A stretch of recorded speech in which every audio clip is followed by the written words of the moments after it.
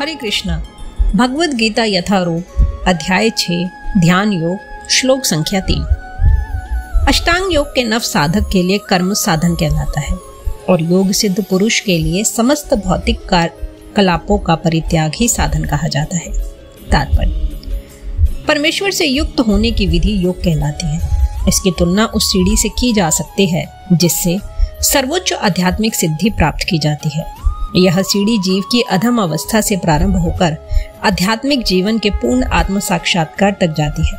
विभिन्न चढ़ावों के अनुसार इस सीढ़ी के विभिन्न भाग भिन्न भिन्न नामों से जाने जाते हैं, किंतु कुल मिलाकर यह पूरी सीढ़ी योग कहलाती है और इसे 3 भागों में विभाजित किया जा सकता है: ज्ञान योग, ध्यान योग तथा भक्ति योग। सीढ़ी के प्रारंभिक भाग को योगारूढ़ अवस्था और अंतिम भाग को योगारूढ़ कहा जाता है।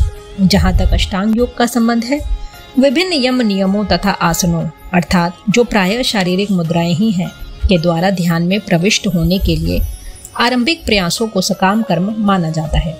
ऐसे कर्मों से पूर्ण मानसिक संतुलन प्राप्त होता है जिससे इंद्रियां वश में होती हैं। जब मनुष्य पूर्ण ध्यान में सिद्धस्त हो जाता है तो विचलित करने वाले समस्त मानसिक कार्य बंद हुए माने जाते हैं, किंतु कृष्ण भावना भावित व्यक्ति प्रारंभ से ही ध्यानावस्थित रहता है क्योंकि वह निरंतर कृष्ण का चिंतन करता है।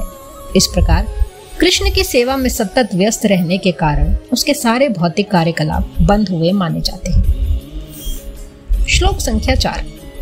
जब कोई पुरुष समस्त भौतिक इच्छाओं का त्याग करके न तो इंद्रिय तृप्ति के लिए कार्य करता है और न सकाम कर्मों में प्रवृत्त होता है तो वह योगारूढ़ कहलाता है। तात्पर्य: जब मनुष्य भगवान की दिव्य प्रेमा भक्ति में पूरी तरह लगा रहता है तो वह अपने आप में प्रसन्न रहता है और इस तरह वह इंद्रिय तृप्ति या सकाम कर्म में प्रवृत्त नहीं होता। अन्यथा इंद्रिय तृप्ति में लगना ही पड़ता है क्योंकि कर्म किए बिना कोई रुक नहीं सकता। बिना कृष्ण भावनामृत के मनुष्य सदैव स्वार्थ में तत्पर रहता है, किंतु कृष्ण भावना भावित व्यक्ति कृष्ण की प्रसन्नता के लिए ही सब कुछ करता है। फलतः वह इंद्रिय तृप्ति से पूरी तरह विरक्त रहता है।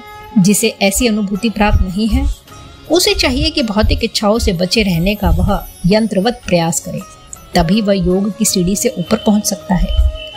इस प्रकार भगवद गीता के अध्याय 6 ध्यान योग की श्लोक संख्या 6.3 6.4 का भक्ति वेदांत तात्पर्य पूर्ण हुआ। हरे कृष्ण।